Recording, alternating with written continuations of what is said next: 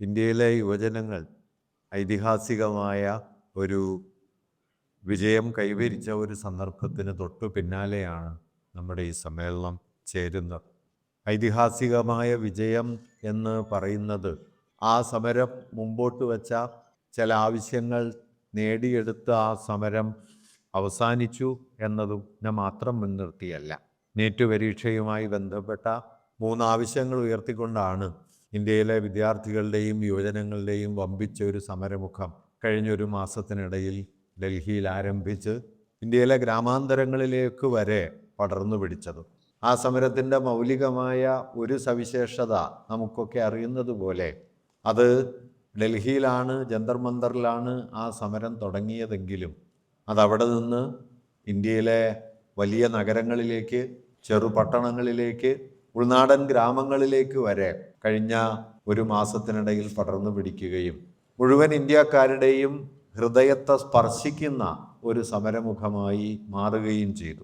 സമരങ്ങളുടെ ചരിത്രത്തിൽ എല്ലാ സമരങ്ങൾക്കും അത്തരത്തിലുള്ള ഒരു വലിയ വ്യാപ്തി കൈവരാറില്ല. ചെറുതും വലുതുമായ സമരങ്ങൾ എല്ലാ ദിവസവും പല രൂപത്തിൽ അരങ്ങേറിക്കൊണ്ടിരിക്കുന്ന ഒന്നാണ് നമ്മുടെ നാട്. അത് സവിശേഷമായ വിഭാഗങ്ങളുടെ അവകാശങ്ങൾക്ക് വേണ്ടിയുള്ള സമരമായിരിക്കാം, പോലീസ് അതിക്രമങ്ങൾക്കെതിരായിട്ടുള്ള സമരമായിരിക്കാം, ലഭിച്ചിരുന്ന ആനുകൂല്യങ്ങൾ നഷ്ടപ്പെടുന്നതിനെതിരെ ജനവിഭാഗങ്ങൾ ഉയർത്തിക്കൊണ്ടുവരുന്ന സമരമായിരിക്കാം, പൊതുവായ രാഷ്ട്രീയ പ്രമേയങ്ങളെ മുൻനിർത്തി ഉയർന്നു വരുന്ന സമരങ്ങളുമായിരിക്കാം. ഇതൊക്കെ നടക്കുന്നുണ്ട്. എല്ലാ സന്ദർഭത്തിലും മനുഷ്യരുടെ ജീവിതം ചെറുതും വലുതുമായ സമരങ്ങളാൽ മുഖരിതമാണ് എന്ന് പറയാം. എന്നാൽ ഇതിനിടയിൽ ചില സമരങ്ങൾ ഉയർന്നു വരികയും അത് ഉയർത്തുന്ന വിഭാഗങ്ങൾ ഏതാണോ, അതാരുടെ ആവശ്യങ്ങളെയാണോ ഉയർത്തിക്കൊണ്ടുവരുന്നത്, അതിനപ്പുറത്തേക്ക് കടന്ന് സാർവത്രികമായ സ്വാധീനശേഷിയുള്ള ഒരു ജനതയുടെ ആകമാനമുള്ള ജീവിതബോധത്തെ സ്പർശിക്കുന്ന, അവരെ വൈകാരികമായിട്ടും ചിന്താപരമായിട്ടും അനുഭവപരമായിട്ടുമൊക്കെ ഇളക്കി മറിക്കുന്ന സമരങ്ങളായി മാറിത്തീരും. എല്ലാ സമരങ്ങൾക്കും അങ്ങനെ കഴിയണം എന്നില്ല. പല ആഭ്യന്തര വൈരുദ്ധ്യങ്ങൾ എല്ലാ സമരങ്ങളുടെ സന്ദർഭത്തിലും സമൂഹത്തിൽ നിലനിൽക്കുന്നുണ്ടാവും. അതൊക്കെ സമരങ്ങളുടെ ഉള്ളടക്കത്തെയും സ്വഭാവത്തെയും ഒക്കെ സ്വാധീനിക്കുകയും ചെയ്യും. ദേശീയ പ്രസ്ഥാനത്തിൻ്റെ കാലത്ത് പോലും ഇന്ത്യാ ചരിത്രത്തിലെ ഏറ്റവും പ്രക്ഷുബ്ധമായ മഹാഭൂരിപക്ഷം ഇന്ത്യക്കാരും ഒരുമിച്ച് അണിനിരന്ന സമരമുഖങ്ങളിൽ പോലും ഇത്തരത്തിലുള്ള വൈരുദ്ധ്യങ്ങൾ ഉണ്ടായിരുന്നു എന്ന് നമുക്കറിയാം. ദേശീയ പ്രസ്ഥാനം ഒരു ഭാഗത്ത് രാഷ്ട്രീയ സ്വാതന്ത്ര്യം എന്ന മുദ്രാവാക്യം ഉയർത്തുമ്പോൾ രാഷ്ട്രീയ മുദ്രാവാക്യത്തെക്കാൾ പ്രാധാന്യമുള്ളത് സാമൂഹിക സ്വാതന്ത്ര്യത്തിനാണ്, ജാതിയിൽ നിന്നുള്ള വിമോചനത്തിനാണ്, ജാതിമർദ്ദനത്തിൽ നിന്നുള്ള വിടുതിക്കാണ് എന്ന ആശയം ഉന്നയിക്കപ്പെടുന്നുണ്ടായിരുന്നു. പുറമേക്ക് പരസ്പര വിരുദ്ധമാണ് എന്ന് തോന്നുമെങ്കിലും പ്രായോഗികമായ ചില വൈരുദ്ധ്യങ്ങൾ അവയ്ക്കിടയിൽ ഉണ്ടായിരുന്നു എങ്കിൽ പോലും അവ ആത്യന്തികമായി ഇന്ത്യൻ സ്വാതന്ത്ര്യത്തിൻ്റെ അടിസ്ഥാനപരമായ 2 മൂല്യങ്ങളാണ് ഊന്നി പറഞ്ഞത് എന്ന കാര്യം ഇന്ന് നമുക്കറിയാം. കാരണം ബ്രിട്ടനിൽ നിന്നുള്ള രാഷ്ട്രീയ സ്വാതന്ത്ര്യം പോലെ ജാതിബന്ധങ്ങളിൽ നിന്നുള്ള സാമൂഹികമായ വിടുതിയും ഇല്ലാതെ സ്വാതന്ത്ര്യമെന്നതിന് ഇന്ത്യയിൽ കാര്യമായ അർത്ഥമൊന്നും ഉണ്ടാവില്ല എന്നത് ഇന്ത്യയുടെ സവിശേഷമായൊരു ഉള്ളടക്കമാണ്. ഞാൻ പറഞ്ഞു വന്ന കാര്യം എന്താണെന്ന് വെച്ചാൽ, ആ നിലയിൽ എല്ലായ്പ്പോഴും ഏത് മുദ്രാവാക്യത്തിനുള്ളിലും ഈ പറയുന്ന സാമൂഹിക വൈരുദ്ധ്യങ്ങൾ കടന്നു വരികയും അതേ ചൊല്ലി ചെറുതും വലുതുമായ സംഘർഷങ്ങളോ അഭിപ്രായ ഭിന്നതകളോ സമരങ്ങൾക്കുള്ളിൽ തന്നെ രൂപപ്പെട്ടു വരികയും ചെയ്യാം. അതൊരു അടിസ്ഥാന വസ്തുതയാണ്. കാരണം സമൂഹം വൈരുദ്ധ്യ നിർഭരമാണ് എന്നതുകൊണ്ട് സാമൂഹികമായി ഉയർന്നു വരുന്ന പ്രക്ഷോഭങ്ങൾക്കുള്ളിലും ഇത്തരത്തിലുള്ള വൈജാത്യങ്ങളോ വ്യത്യസ്തതകളോ ഉണ്ടാവുക ഒട്ടും അസ്വാഭാവികമല്ല. അതേ ചൊല്ലി നമ്മൾ അങ്ങനെ വലിയ വ്യാകുലതയൊന്നും വച്ചു പുലർത്തേണ്ടതുമില്ല. സാമൂഹ്യ ജീവിതത്തിൽ ഇടപെടാൻ ശ്രമിക്കുന്ന വ്യക്തികൾ എന്ന നിലയ്ക്ക്, സംഘടന എന്ന നിലയ്ക്ക് നമ്മൾ എപ്പോഴും മനസ്സിലാക്കേണ്ട ഒരു കാര്യം വൈരുദ്ധ്യങ്ങളെ നാം ഭയപ്പെടേണ്ടതില്ല എന്ന കാര്യമാണ്. എന്നാൽ ഈ സമരത്തെ സംബന്ധിച്ചുണ്ടായ ഒരു പ്രത്യേകത, വൈരുദ്ധ്യങ്ങളോ വൈജാത്യങ്ങളോ ഒക്കെ ഇതിനകത്തും കണ്ടെത്താൻ കഴിഞ്ഞേക്കാമെങ്കിലും മുഴുവൻ ആളുകളുടെയും, ഇന്ത്യയിലെ സംഘപരിവാർ ഒഴികെയുള്ള അതിനുള്ളിൽ തന്നെയുമുള്ള ഒരുപാട് ജനവിഭാഗങ്ങളെ കൂട്ടിയിണക്കുന്ന, വൈകാരികമായി കൂട്ടിയിണക്കുന്ന പ്രക്ഷോഭമുഖത്തേക്ക് നേരിട്ട് ആകർഷിക്കുന്ന, പ്രക്ഷോഭമുഖത്ത് എത്തിച്ചേർന്നാൻ കഴിഞ്ഞില്ലെങ്കിൽ പോലും അതിൽ ഹൃദയം കൊണ്ട് പങ്കാളികളായി തീരുന്ന മഹാഭൂരിപക്ഷം വരുന്ന ഇന്ത്യക്കാരുടെ ഒരു ഐക്യം സൃഷ്ടിക്കാനായിട്ട് ഈ സമരത്തിന് കഴിഞ്ഞു എന്നതാണ്. അതുകൊണ്ടാണ് ഞാൻ തുടക്കത്തിൽ ആ സമരം അത് മുന്നോട്ട് വച്ച അടിസ്ഥാന മുദ്രാവാക്യങ്ങൾ, നീറ്റ് പരീക്ഷയുമായി ബന്ധപ്പെട്ട മന്ത്രിയുടെ രാജിയും നഷ്ടപരിഹാരവും ഉൾപ്പെടെയുള്ള അടിസ്ഥാന മുദ്രാവാക്യങ്ങൾ നേടിയെടുത്തു എന്നതുകൊണ്ട് മാത്രമല്ല ആ സമരം പ്രധാനമായിരിക്കുന്നത്, ഐതിഹാസികമായിരിക്കുന്നത് എന്ന് പറഞ്ഞു തുടങ്ങിയത്. മറിച്ച് നമുക്കറിയുന്നത് പോലെ കഴിഞ്ഞ ഒരു വ്യാഴവട്ടക്കാലമായി 12 വർഷമായി ഇന്ത്യയിലെ ഫാസിസ്റ്റ് പ്രകൃതം കൈവരിച്ച ഭരണകൂടത്തിനെതിരെ നടന്ന ചെറുതും വലുതുമായ സമരങ്ങൾ ഉണ്ടാക്കിയ വലിയ ഊർജത്തിൻ്റെ, അത് അടിത്തട്ടിൽ വിന്യസിച്ച പ്രതിരോധത്തിൻ്റെ ഒരു പൂർത്തീകരണ മുഹൂർത്തം കൂടിയായി അത് മാറിത്തീർന്നു. അപരാജിതമാണ്, അദൃശ്യമാണ്, ആർക്കും കീഴടക്കാനാവാത്തതാണ് എന്നെല്ലാം മേനി നടിച്ചിരുന്ന ഫാസിസ്റ്റ് ഭരണകൂടത്തിൻ്റെ ശിരസ് താഴ്ത്തിക്കാൻ, തലകുനിപ്പിക്കാൻ ഈ സമരത്തിന് കഴിഞ്ഞു എന്നത് വളരെ പ്രധാനപ്പെട്ട ഒരു കാര്യമാണ്. ഒരുപക്ഷെ ഈ സമരം നമുക്ക് നൽകുന്ന ഏറ്റവും വലിയ ഊർജം എന്നത് കഴിഞ്ഞ 10-12 വർഷക്കാലമായി ഒരു നിലയിലും വിട്ടുവീഴ്ചയില്ല എന്ന് കരുതിക്കൊണ്ട് ജനാധിപത്യത്തിൻ്റെ അടിസ്ഥാന സ്വഭാവമായ സംവാദങ്ങളിലൂടെ, ആശയവിനിമയങ്ങളിലൂടെ, വിസമ്മതങ്ങളെ പരിഗണിക്കുന്നതിലൂടെ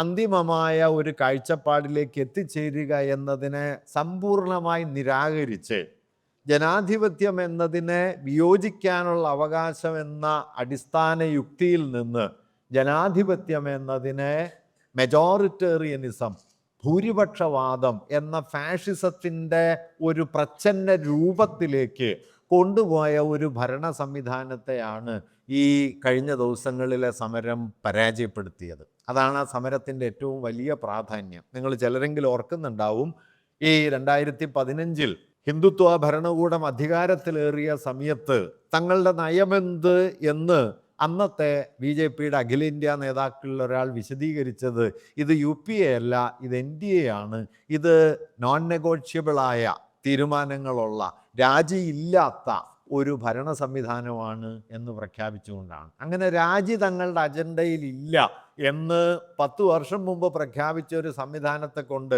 അവരുടെ ഏറ്റവും അടിസ്ഥാന തലത്തിൽ തന്നെ രാജിവയ്പ്പിക്കാൻ കഴിഞ്ഞു എന്നതും, അത് ഫാഷിസത്തിൻ്റെ ഈ മുഷ്കിനോട് ജനാധിപത്യം നടത്തിയ വലിയ ഒരു ചെറുത്തുനിൽപ്പായിരുന്നു എന്നും അതിൽ നേടിയ വിജയമായിരുന്നു എന്നും നാം ഇപ്പം മനസ്സിലാക്കുന്നുണ്ട്. അത് ഭാവിയിലേക്ക് ധാരാളം തുറസ്സുകൾ നൽകുന്നുണ്ട് എന്ന് നാം മനസ്സിലാക്കുന്നുണ്ട്. വരാനിരിക്കുന്ന അനവധി സമരങ്ങൾക്കുള്ള ഊർജം ആ സമരം നൽകി എന്ന് നമ്മൾ മനസ്സിലാക്കുന്നുണ്ട്. ഒപ്പം തന്നെ നമ്മുടെ സംഘടനാ രീതികളെ നവീകരിക്കാൻ, കൂടുതൽ ഭാവനാത്മകമായ പ്രതിരോധ വഴികൾ കണ്ടെത്താൻ ഒക്കെ നമ്മോട് തന്നെയും അത് ആവശ്യപ്പെടുകയും ചെയ്യുന്നുണ്ട്. അങ്ങനെ ആകമാനം ഒരു നമ്മുടെ സമര ജീവിതത്തെ, സംഘടനാ പ്രവർത്തനങ്ങളെ ആകമാനം നവീകരിക്കുന്ന സുപ്രധാനമായ ഒരു സമരമുഖമായിരുന്നു കഴിഞ്ഞ ഒരു മാസത്തിനിടയിൽ അരങ്ങേറിയത്. അതിൻ്റെ കേന്ദ്രത്തിൽ സംശയരഹിതമായിട്ടും അതിനോട് ചേർന്നുകൊണ്ട് ആ സമരത്തിൻ്റെ സ്വഭാവ രൂപീകരണത്തിൽ, സംഘടനാപരമായി അതിനെ ചിട്ടപ്പെടുത്തുന്നതിൽ ഒക്കെ ഇടതുപക്ഷ വിദ്യാർത്ഥി പ്രസ്ഥാനങ്ങൾക്കും യുവജന പ്രസ്ഥാനങ്ങൾക്കും ഒക്കെ വലിയ പങ്കുണ്ടായിരുന്നു. ഒരുപക്ഷെ പ്രസ്ഥാനത്തിൻ്റെ അതിർവരമ്പുകൾക്ക് പുറത്ത് ഇന്ത്യയിലെ ഹിന്ദുത്വ രാഷ്ട്രീയത്തിൻ്റെ കേന്ദ്ര മേഖലകളിൽ ആ ഹിന്ദുത്വ രാഷ്ട്രീയത്തെ പല നിലകളിൽ മനസ്സുകൊണ്ടും അല്ലാതെയും പിന്തുണച്ച് പോന്നിരുന്ന സാമൂഹ്യ വിഭാഗങ്ങൾക്കിടയിൽ തന്നെ വിള്ളലുണ്ടാക്കാൻ ഈ സമരത്തിന് കഴിഞ്ഞിട്ടുണ്ട്. ആ നിലയിൽ ഇന്ത്യയുടെ രാഷ്ട്രീയ ഭൂമിക വലിയ തോതിലൊന്ന് വഴിതിരിയുന്ന ഒരു മുഹൂർത്തമായി ഈ സമരം മാറിത്തീർന്നു. അത്രയും വലിയ പ്രാധാന്യം. അതുകൊണ്ടാണ് ഞാൻ തുടക്കത്തിൽ ഈ സമരം അത് വച്ച മുദ്രാവാക്യം നേടി എന്നതിനേക്കാൾ വലിയ വ്യാപ്തി കൈവരിച്ച സമരമാണ് എന്ന് സൂചിപ്പിച്ചത്. സമരങ്ങൾ ചിലപ്പോൾ അതിൻ്റെ മുദ്രാവാക്യങ്ങൾ നേടി അവസാനിക്കും, ചിലപ്പോൾ ഒട്ടുമേ സമരമുദ്രാവാക്യങ്ങൾ നേടാതെയും അവസാനിക്കും. ഇപ്പോൾ ഗുരുവായൂർ സത്യാഗ്രഹമോ വൈക്കം സത്യാഗ്രഹമോ പോലെ കേരള ചരിത്രത്തെ ആകമാനം രൂപപ്പെടുത്തിയ വലിയ സമരങ്ങൾ വിജയിച്ച് അവസാനിച്ച സമരങ്ങളല്ല. പക്ഷേ ആ പരാജയപ്പെട്ട സമരങ്ങൾക്ക് വിജയിച്ച എത്രയോ സമരങ്ങളെക്കാൾ സാമൂഹികമായ പ്രാധാന്യമുണ്ട്, സാമൂഹികമായ ആഘാതശേഷി ഉണ്ടായിരുന്നു എന്ന് നമുക്കറിയാം. ഈ സമരം വിജയിച്ചു എന്ന് മാത്രമല്ല, ഇന്ത്യയുടെ ചരിത്രത്തിലെ ഒരു സുപ്രധാനമായ മുഹൂർത്തമായി അത് മാറിത്തീർന്നു. അങ്ങനെ രൂപാന്തരപ്പെടുത്തുന്നതിൽ, അതിനെ മാറ്റി തീർക്കുന്നതിൽ വലിയ തോതിൽ പങ്കുവഹിച്ച ഒരു കൂട്ടായ്മയുടെ, ഒത്തുചേരലിൻ്റെ, സംഘബോധത്തിൻ്റെ പ്രതിനിധികൾ എന്ന നിലയിൽ കൂടിയാണ് നിങ്ങളെല്ലാവരും, നമ്മളെല്ലാവരും ഇവിടെ ഒത്തുകൂടിയിട്ടുള്ളത്. ആ മുഹൂർത്തം ഐതിഹാസികമായൊരു സമരത്തിൻ്റെ പര്യവസാനമാണ്, അല്ലെങ്കിൽ ഭാഗികമെങ്കിലുമായ പര്യവസാനമാണ് എന്ന് ഞാൻ തുടക്കത്തിൽ സൂചിപ്പിച്ചത് അതുകൊണ്ടാണ്. അത് വലിയൊരു പ്രാധാന്യത്തോടെ നാം തിരിച്ചറിയുകയും ചെയ്യുന്നു. എന്താണ് ഈ സമരത്തെ ഇത്ര വലിയ പ്രധാനമാക്കി മാറ്റിയ ഒരു കാര്യം? അത് നമ്മുടെ കഴിഞ്ഞ ഒരു പതിറ്റാണ്ടിനിടയിൽ ഇന്ത്യയുടെ രാഷ്ട്ര ശരീരത്തിനുണ്ടായ വലിയ മാറ്റങ്ങളാണ് ഈ സമരത്തിനും വലിയ പ്രാധാന്യം നൽകിയത്. സ്വാഭാവികമായി നടക്കുന്ന ഒരു സമരമാണ്, സ്വാഭാവികമായി കഴിയുന്നൊരു കാര്യമാണ്, പരിസമാപിക്കുന്ന ഒരു കാര്യമാണെങ്കിൽ നമ്മൾ ഇതേക്കുറിച്ച് ഇങ്ങനെ ആലോചിക്കേണ്ടതില്ല. മറിച്ച് കഴിഞ്ഞ ഒരു പതിറ്റാണ്ടിനിടയിൽ ഈ രാഷ്ട്രത്തിന് എന്താണ് സംഭവിച്ചത്? ഏറ്റവും ലളിതമായിട്ട് പറഞ്ഞു കഴിഞ്ഞാൽ, അംബേദ്കർ പഴയ കാലത്ത് സൂചിപ്പിച്ച ഒരു കാര്യമുണ്ട്. ഇന്ത്യൻ ജനാധിപത്യം എന്നത് നേരിടാനിരിക്കുന്ന ഏറ്റവും ഭീമാകാരമായ വെല്ലുവിളി, അത് ഇന്ത്യയിലെ രാഷ്ട്രീയ ഭൂരിപക്ഷത്തെ വർഗീയ ഭൂരിപക്ഷം കൊണ്ട് അട്ടിമറിക്കാനുള്ള സാധ്യത ഇന്ത്യയിലുണ്ട് എന്ന കാര്യമാണ്. പൊളിറ്റിക്കൽ മെജോറിറ്റിയെ കമ്മ്യൂണൽ മെജോറിറ്റി കൊണ്ട് അട്ടിമറിക്കാൻ കഴിയും. അദ്ദേഹം അതിനെ സവിശേഷമായി വിശദീകരിക്കുന്നുണ്ട്. രാഷ്ട്രീയ ഭൂരിപക്ഷം എന്നത് നിങ്ങൾ സമൂഹത്തെയും ഭരണ സംവിധാനത്തെയും സംബന്ധിക്കുന്ന ഒരു കാഴ്ചപ്പാട് ജനങ്ങൾക്ക് മുമ്പാകെ അവതരിപ്പിച്ച്, അത് വിശദീകരിച്ച്, അതിന് പിന്തുണ നേടി, അതിലൂടെ ഭരണാധികാരത്തിലേക്ക് എത്തിച്ചേരുന്നതിനെയാണ് പൊളിറ്റിക്കൽ മെജോറിറ്റി എന്ന് പറയുന്നത്. പൊളിറ്റിക്കൽ മെജോറിറ്റിക്ക് രണ്ട് അടിസ്ഥാന സവിശേഷതകൾ അദ്ദേഹം പറയുന്നുണ്ട്. ഒന്ന്, അത് ഓപ്പണാണ്, നിങ്ങൾക്കതിലേക്ക് കടക്കാം, നിങ്ങൾക്കതിൽ നിന്ന് പിൻവാങ്ങുകയും ചെയ്യാം. രണ്ട്, പൊളിറ്റിക്കൽ മെജോറിറ്റി അസ്ഥിരമാണ്. ഒരു ഘട്ടത്തിൽ രാഷ്ട്രീയ ഭൂരിപക്ഷം കൈവരാം, മറ്റൊരു ഘട്ടത്തിൽ രാഷ്ട്രീയ ഭൂരിപക്ഷം അസ്ഥിരപ്പെടുകയും ചെയ്യാം. ഇങ്ങനെ ഓപ്പൺ-എൻഡഡായ, ഡീസ്റ്റെബിലൈസ് ചെയ്യാവുന്ന, അസ്ഥിരമായതും തുറന്ന സ്വഭാവമുള്ളതുമായ ഒന്നാണ് രാഷ്ട്രീയ ഭൂരിപക്ഷം. എന്നാൽ വർഗീയ ഭൂരിപക്ഷമാകട്ടെ ആ നിലയിലുള്ളതല്ല. അത് വർഗീയ ഭൂരിപക്ഷം അടഞ്ഞ സ്വഭാവമുള്ള ഒന്നാണ്. അത് അതിലേക്ക് ആളുകളെ ഉൾപ്പെടുത്താത്തതാണ്.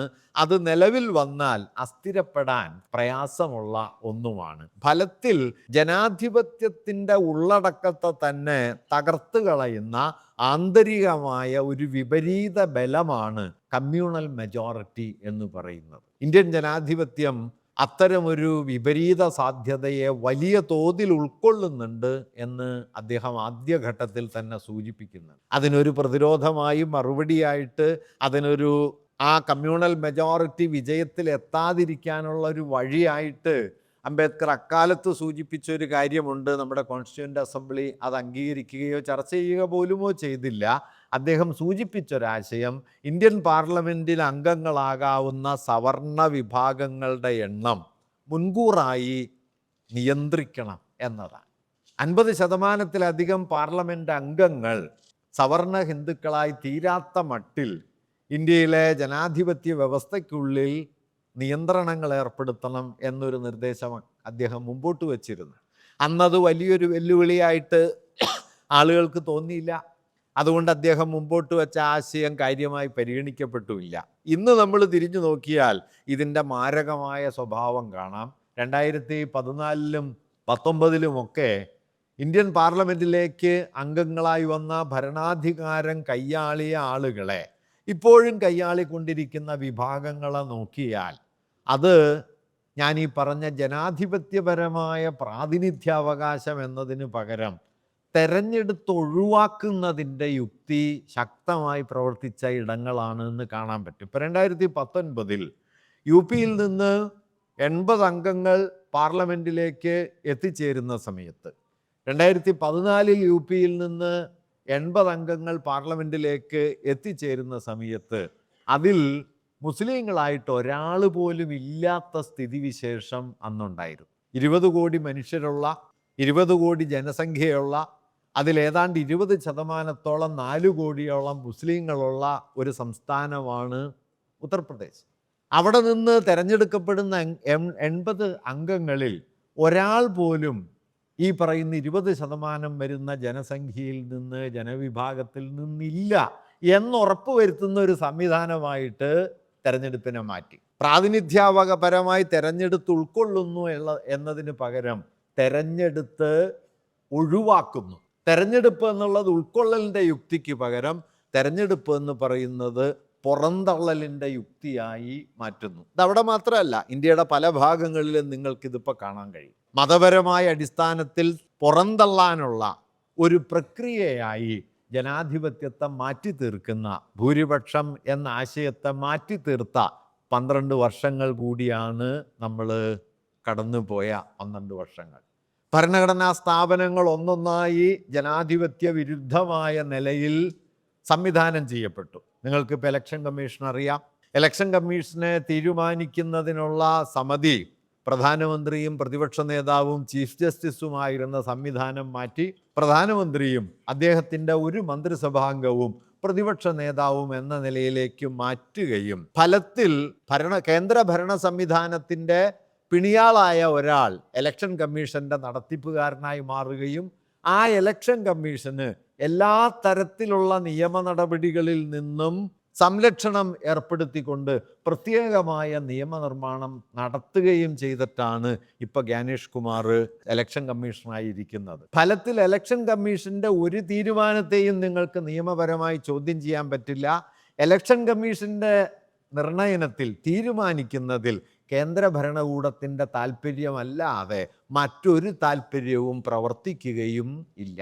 ഈ നിലയിൽ സ്റ്റാറ്റ്യൂട്ടറി ആയിട്ടുള്ള ഭരണഘടനാപരമായ സംവിധാനങ്ങളെ തന്നെ കേന്ദ്ര ഭരണ സംവിധാനത്തിൻ്റെ പിണിയാളുകളാക്കി പടിപടിയായി മാറ്റിക്കൊണ്ട് അങ്ങനെ മാറ്റുന്ന നിലയിലാണ് നമ്മുടെ ഭരണക്രമം കഴിഞ്ഞ ഒരു 10 കാലം കൊണ്ട് മാറി വന്നത്. സുപ്രീം കോടതിയുടെ എത്രയെങ്കിലും വിധികൾ നമ്മുടെ ഭരണഘടനാ മൂല്യങ്ങൾക്കെതിരായിട്ട് മാറുന്നത് നമ്മൾ കാണുകയുണ്ടായി. ബാബറി കേസിലെ വിധി പറഞ്ഞ സമിതിയുടെ അധ്യക്ഷനായ ജഡ്ജി തന്നെ അദ്ദേഹത്തിൻ്റെ കാലാവധി കഴിഞ്ഞതിന് തൊട്ടു പിന്നാലെ അദ്ദേഹം കേന്ദ്ര ഭരണ സംവിധാനത്തിൻ്റെ ആളായി, അദ്ദേഹം രാജ്യസഭാംഗമായി മാറി. നിങ്ങൾ ഓർക്കുന്നുണ്ടാവുമല്ലോ, രഞ്ജൻ ഗൊഗോയിയെ പോലൊരാൾ. അദ്ദേഹം തൻ്റെ സ്ഥാനാരോഹണത്തിന് ന്യായമായി പറഞ്ഞത്, ഇന്നലെ ഉജ്ജൽ ഭൂയാൻ എന്ന് പറയുന്ന നമ്മുടെ സുപ്രീം കോടതി ജഡ്ജിമാരിൽ ഒരാൾ അതേക്കുറിച്ച് വളരെ മൗലികമായൊരു നിരീക്ഷണം നടത്തിയിട്ടുണ്ട്. അദ്ദേഹം അന്ന് അതിന് ന്യായമായി പറഞ്ഞത്, പാർലമെൻറ്റും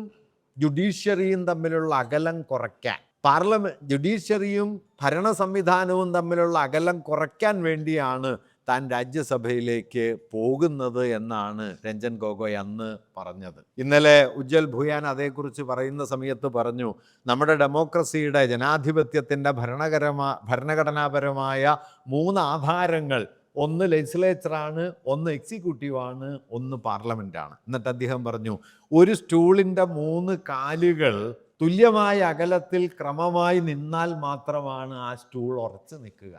അതിന് പകരം നിങ്ങൾ 2 കാലുകളെ അടുപ്പിച്ച് വച്ചാൽ ആ സ്റ്റൂൾ ഉറക്കില്ല. അതുകൊണ്ട് ലെജിസ്ലേച്ചറും എക്സിക്യൂട്ടീവും ജുഡീഷ്യറിയും തത്തുല്യമായ അകലങ്ങളിൽ വേറിട്ട് സ്വതന്ത്രാധികാരത്തോടെ നിലനിൽക്കുകയാണ് വേണ്ടത്. ഒന്ന് മറ്റൊന്നിനോട് ചേർന്ന് നിൽക്കാൻ തുടങ്ങുന്നു, അവയ്ക്കിടയിലുള്ള അകലം അവസാനിക്കുന്നു. നമ്മുടെ രഞ്ജൻ ഗൊഗോയെ പോലുള്ള ആളുകൾ പറഞ്ഞതുപോലെ അവ തമ്മിൽ കൂടുതൽ അടുക്കുന്നു എന്നതിൻ്റെ അർത്ഥം നമ്മുടെ രാഷ്ട്രത്തിൻ്റെ അടിസ്ഥാന സ്വഭാവം തകരുന്നു എന്നതാണ്. അത് ചേർന്ന് പ്രവർത്തിക്കലല്ല, മറിച്ച് വ്യവസ്ഥയുടെ തകർച്ചയാണ്. ഈ വ്യവസ്ഥയുടെ തകർച്ചയുടെ എത്രയെങ്കിലും ഉദാഹരണങ്ങൾ നമുക്കിപ്പോൾ കാണാനായിട്ട് കഴിയും. ബാബറി കേസിലെ വിധി നമ്മുടെ മുമ്പിലുണ്ട്. ബാബറി കേസിലെ വിധിക്ക് ശേഷം, ആ വിധിയാണ് ഒരുപക്ഷെ ഇന്ത്യയിൽ എഴുതപ്പെട്ട കോടതി വിധികളിൽ ഒരു വിധിന്യായം അതിൻ്റെ തന്നെ യുക്തിയെ ലംഘിക്കുന്നതിന് ഒരുപക്ഷെ വിധിന്യായം ആഭ്യന്തരമായി ഇത്രമേൽ വൈരുദ്ധ്യപൂർണമാകുന്നതിന് തെളിവ് മറ്റെവിടെയും നിങ്ങൾക്ക് കാണാൻ പറ്റില്ല. ആ വിധി വന്ന സമയത്ത് ധാരാളം ചൂണ്ടിക്കാണിക്കപ്പെട്ട ഒരു കാര്യമാണ്, ആ വിധിന്യായത്തിൻ്റെ ആദ്യത്തെ വലിയൊരു ഭാഗം ബാബറി പള്ളി തകർത്ത പ്രവർത്തനങ്ങൾ ഭരണഘടനാ വിരുദ്ധമാണ്, നിയമവിരുദ്ധമാണ്, ഹീനമായ കുറ്റകൃത്യമാണ് എന്നെല്ലാം വിശദീകരിച്ചതിന് ശേഷം ആ വിധിന്യായം അവസാനിക്കുന്നത് പള്ളി പൊളിച്ച സ്ഥലത്ത് പള്ളി പൊളിച്ചവർക്ക് ക്ഷേത്രം പണിയാനായിട്ട് അനുവാദം നൽകുന്നു എന്ന് പറഞ്ഞിട്ടാണ്. വാസ്തവത്തിൽ ഒരു വിധിന്യായം അതിനുള്ളിൽ തന്നെ അതിൻ്റെ യുക്തിയെ തകർക്കുക മാത്രമല്ല, പള്ളി പൊളിച്ചതിനെതിരായ കേസ് ഇപ്പോഴും സെറ്റിൽ ചെയ്യപ്പെട്ടില്ല. പള്ളി പൊളിച്ചവർക്ക് പൊളിച്ച സ്ഥലത്ത് അമ്പലം പണിയാൻ അനുവാദം നൽകുന്നു എന്നതിൻ്റെ അർത്ഥം പള്ളി പൊളിച്ചത് ന്യായമായിരിക്കുന്നു എന്നുകൂടിയാണ്. അതിൻ്റെ ആഭ്യന്തര യുക്തിയെ ആ വിധിന്യായം തന്നെ റദ്ദാക്കുന്നു. അന്ന് കൽക്കട്ട ഹൈക്കോടതിയിലെ ജഡ്ജിയായിരുന്ന ജസ്റ്റിസ് ഗാംഗുലി അതേക്കുറിച്ച് ഉന്നയിച്ച കൗതുകകരമായൊരു വിമർശനമുണ്ട്. അദ്ദേഹം ചോദിച്ചത്, അപ്പോൾ പൊളിച്ചിട്ടില്ലായിരുന്നുവെങ്കിൽ പൊളിച്ചു പണിയാനായിട്ട് നിങ്ങൾ ഉത്തരവിടുമായിരുന്നോ? പണിയാൻ ഉത്തരവിട്ടല്ലോ, പൊളിച്ചു പണിയാനായിട്ട് നിങ്ങൾ ഉത്തരവിടുമായിരുന്നോ? പൊളിച്ചത് കുറ്റകൃത്യമാണെന്നാണ് ആദ്യം പറഞ്ഞത്. പൊളിച്ച സ്ഥലത്ത് പള്ളി പണിയാൻ പൊളിച്ചവർക്ക് അനുവാദം നൽകിക്കൊണ്ടാണ് ഉത്തരവ് അവസാനിക്കുന്നത്. അങ്ങനെ ഇന്ത്യ ചരിത്രത്തിലെ ഏറ്റവും വലിയ കുറ്റകൃത്യത്തിന് നിയമപരമായ പരിരക്ഷ ഒരുക്കുന്ന നിലയിലേക്ക് നമ്മുടെ ജുഡീഷ്യറി മാറി. 990 ബാബറി പ്രശ്നം ഉയർന്നു വന്ന സമയത്ത് നിങ്ങളിൽ പലരും അന്ന് ജനിച്ചിട്ടുണ്ടാവുള്ളൂ, ചിലപ്പോൾ ഈ കാര്യങ്ങൾ മനസ്സിലാക്കി തുടങ്ങിയിട്ടേ ഉണ്ടാവുള്ളൂ. പക്ഷെ അന്ന് ഒരു സവിശേഷമായ നിയമം ഇന്ത്യൻ പാർലമെന്റ് പാസാക്കി. ആ നിയമം എന്താന്ന് വെച്ച് കഴിഞ്ഞാൽ, ഇന്ത്യയിലെ ആരാധനാലയങ്ങളെ സവിശേഷമായി സംരക്ഷിക്കാനുള്ള ഒരു നിയമമാണ് അന്ന് പാസാക്കിയത്. 1947 ഓഗസ്റ്റ് 15 ഇന്ത്യയിലെ ആരാധനാലയങ്ങളുടെ സ്വഭാവം എന്താണോ അതിലൊരു മാറ്റവും ഇനി വരുത്തിക്കൂടാ, ബാബറി മസ്ജിദ് ഒഴികെ. ബാബറി പള്ളി അന്ന് തർക്ക വിഷയമാണ്.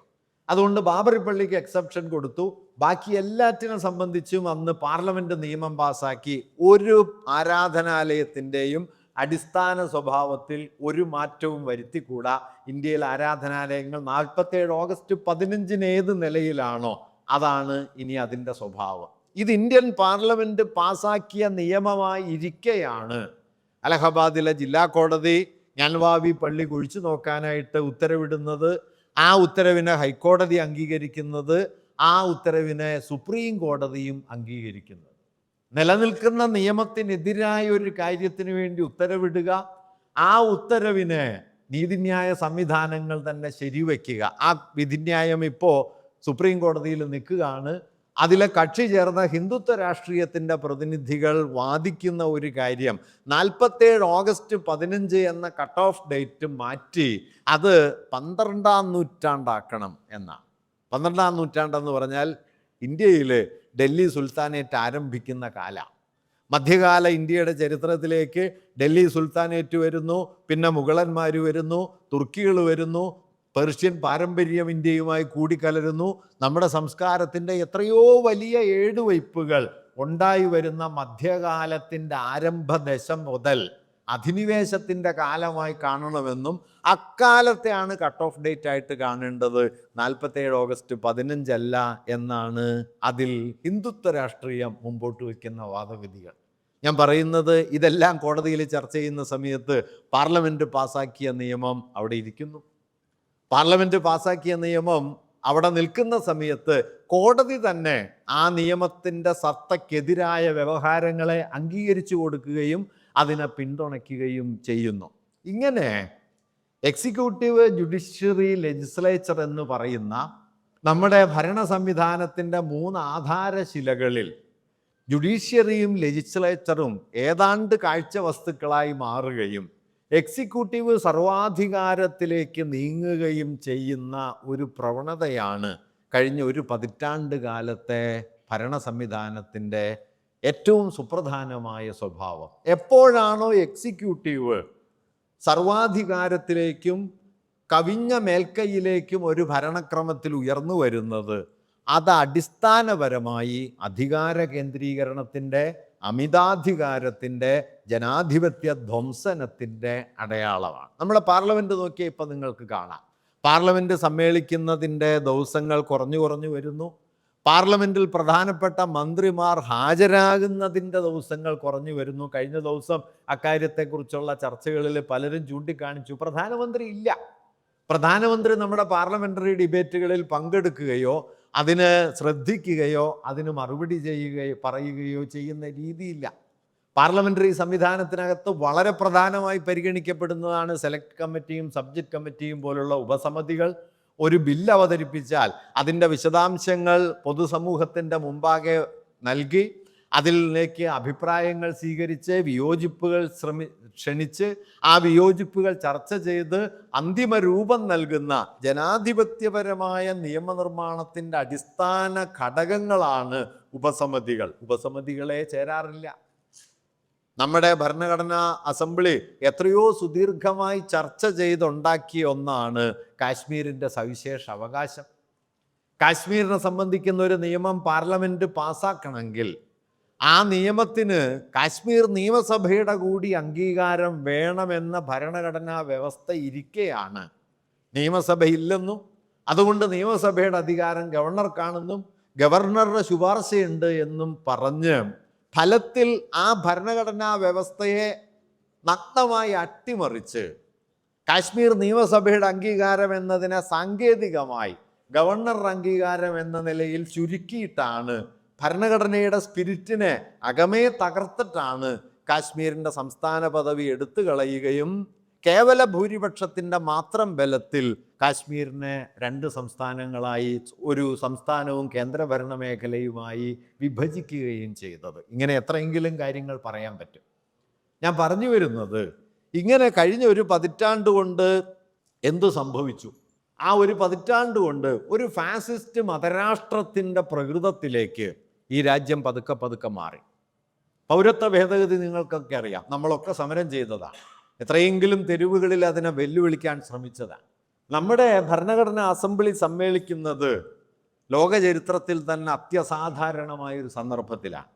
46 ഡിസംബർ 9 മുതൽ 49 നവംബർ 26 വരെ 3 വർഷക്കാലത്തിനടുത്ത് കാലയളവിൽ ഇന്ത്യൻ ഭരണഘടനാ അസംബ്ലി ചേരുകയുണ്ടായി.